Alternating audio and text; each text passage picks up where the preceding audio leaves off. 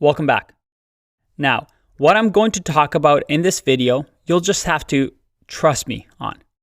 If you haven't worked in large teams, it's hard to imagine these problems.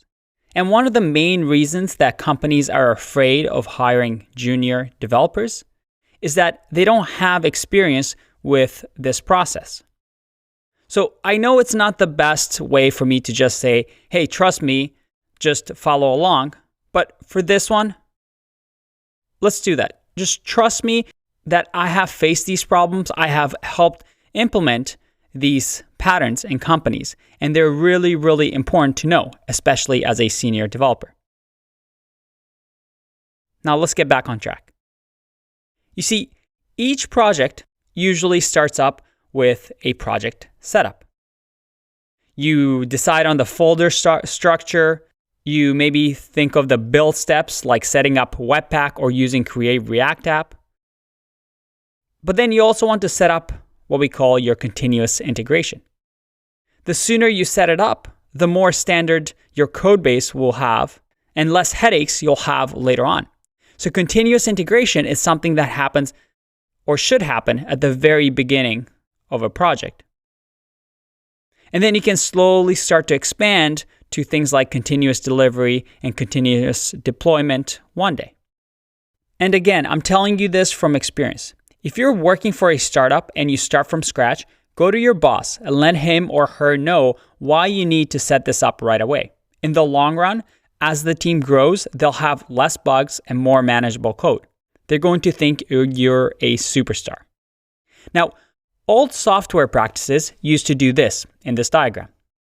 Everyone worked on a feature or a bug. Let's say we had a team of 10 developers. Then they all pushed all of their changes to something like GitHub on a branch. And then it would just sit there until, let's say, Friday, where they would then wait and all of them would merge their changes all at once into the master branch. You would get conflicts and panics before the weekend, and people would have to fix their code because they broke other parts of the code. Now, continuous integration avoids this by having coders make pull requests daily and merging to master daily. It's important that developers integrate their changes as soon as possible on the main repository. If you let the code sitting on the branch or developer workstation for too long, then you expose yourself to this risk of having too many conflicts and all these features not working together. By integrating your code early, you reduce the scope of the changes, which makes it easier for people to understand conflicts when you have them. And they're also a lot smaller. Now, in order for us to be making constant pull requests and daily code reviews and daily merges to master, like we want to do here, we need a little bit of help.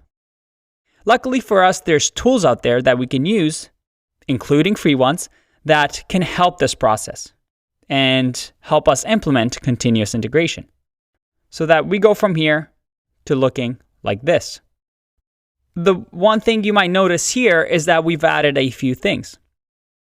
One is that we now have tests linting, maybe TypeScript, so we have static typing to avoid any errors.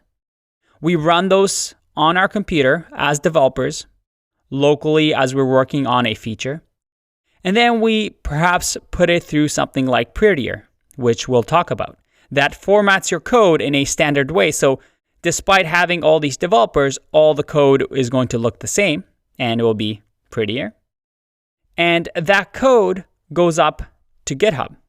And here on GitHub, before there's any code review or before we do any merges, we pass off that pull request to one of these tools that's going to run some tests for us. And here I have CircleCI, a tool that we're going to be using in the next couple of videos, and I'll demonstrate how it works. There's many solutions out there. You have CircleCI, Travis CI, CodeShip, Smearfor CI, Jenkins, Bamboo, Cicd, or many, many others. Again, software tools come with the best names, don't they? Anyway, they work in a simple way. You have a server that runs your continuous integration or continuous delivery. What does that mean?